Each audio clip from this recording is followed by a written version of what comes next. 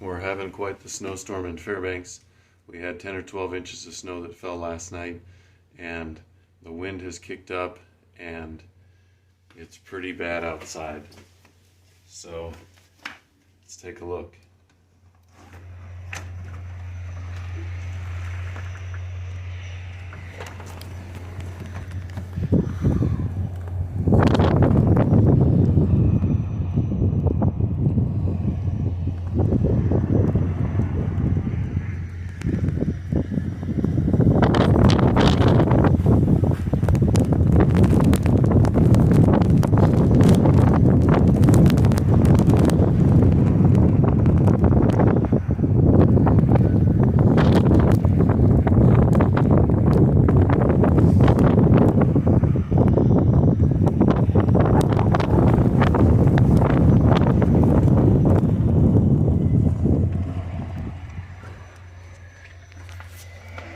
Pretty bad.